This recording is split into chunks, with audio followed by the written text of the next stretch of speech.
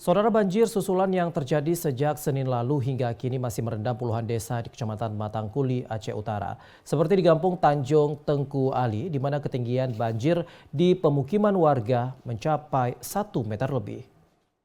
Kampung Tanjung Tengku Ali merupakan salah satu dari 21 desa di Kecamatan Matangkuli, Aceh Utara yang masih terendam banjir.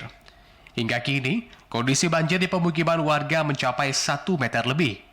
Akibatnya, puluhan warga korban banjir di desa ini terpaksa mengungsi ke manasah desa setempat, bahkan akses untuk keluar masuk desa sangat sulit untuk dilalui. Kepala Desa Tanjung Tengku Ali Adenan mengaku, meskipun masih terendam banjir, saat ini kondisi debit air mulai normal, bahkan diperkirakan akan berangsur surut.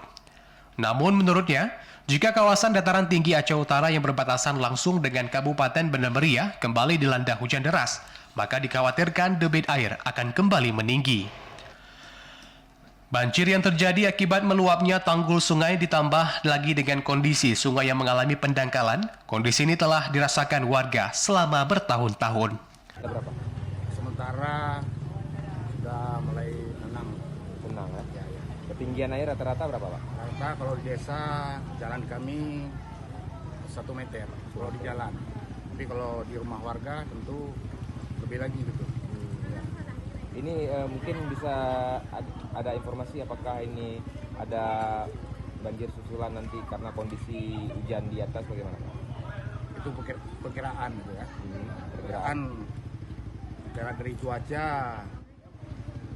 insya Allah ada, tapi nggak tentu juga kan. Kalau cuaca di atas agak mendung, kami siap-siap lagi gitu.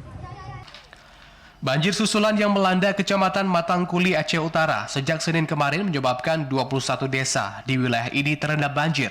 Bahkan 7 desa diantaranya yang berada di kawasan bantaran sungai terisolir. Dari Aceh Utara, Fajar Siddiq, TVRI Aceh melaporkan.